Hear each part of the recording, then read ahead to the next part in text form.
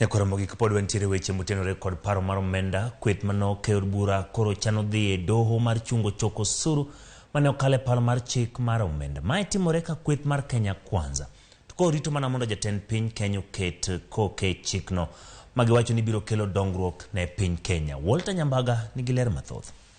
Order!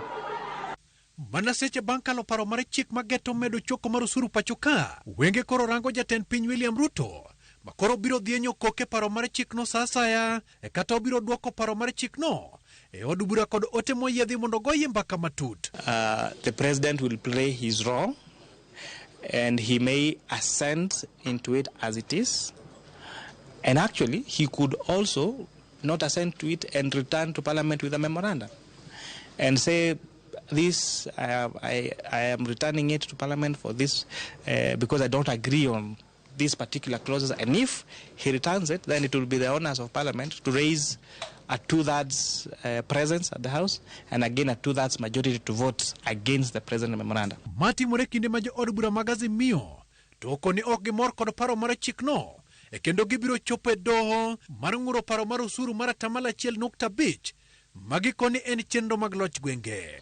Taparo ni wan go options modong, options pod nitie. Pod wan gi court iga kani iwinjo gik mang'eny manyo kalgo ng'eny gi okombatana katiba. Kaka wach ma housing nyuan wa giu ni housing no okonego kale kamano en gima omako counties, so nyaka teri senate mondo bed sheria to finance bill okudhi senate, so wan gi options mang'eny but wadhi winjore kaka jo party jo Azimio mondo wakaw action, but definitely wadhi kaw action okwadhi wagino kamano. Kata kamano jaod bura makarachuo Adipo Okuome to koni gionge kod yie kod ma pacho kani nyalo reso jo Kenya kuom wachno e ka okoni buche mag Azimio dose bedo kakiro oko.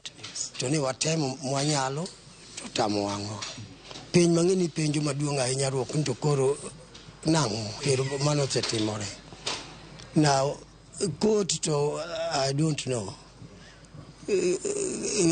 kia kata nyalo buo kuom court nikech ka jaji gi ka penjo sibet wang'eyo kata kama winjo ne waloe wani mabura lo koro miyo court to okane e kindeno moko kuom jo od bura ma Kenya Kwanza mane waloso godo mopondo to wacho ni kata odoko ni gisekalo paro mar chikno gin kod kiawa ka bende jolutombolo nyalo biro wuok kod gi pala wang'a.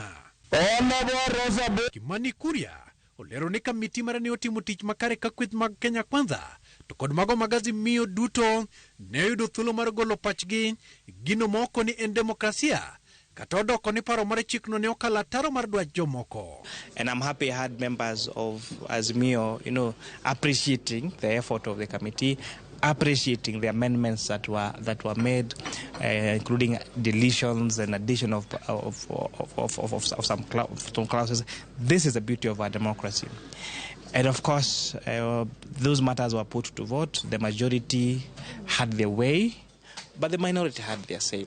Tusisema ati sisi tunapiga kura kwa sababu tuko kwa serikali au sisi tunapinga kwa sababu tuko pinzani.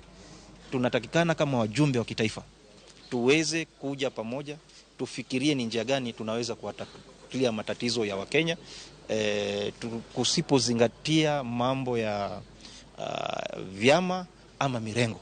Kenya Kwanza kod Azimio kata kamano yango ni uchumi to pod biro bedo moridore ne jo Kenya. Kendo jo Kenya nyaka ikore ni sirikal mantie ni sirikal mano koro ose decide hinyo gi nikech ma sirikal ma gima mulo ngima japiny gimede tax. The financing sector now would also have to bring down the cost of mortgages. Kato biro ni wato ne wadage kendo wadage koro kabungo kadhi koro iwacho ni wakadho adieri to ijio ikre pindi biro matek udbiro matek zaidi. Tutarudi kule, hawa watoto watakuwa hawawezi kwenda hata shule, wazazi watakuwa hawawezi kugharamia mahitaji ya watoto wao. Bang'o od bura kalo paro mar chik wenge duto koro rango jatend piny William Ruto mabiro dhienyo koke paro mar chik nendo mondo mi koro bed chik. Wechero nyalo timore, jatend piny nyalo keto koke paro mar chikno kaka en, ka kamano to nyalo duoke od bura kendi ponono nitiere moko kuom funi mar parono endo ma okomore. Walter Nyambaga, Ramogi TV. Lier mar od bura, Nairobi. Kapod wantiere weche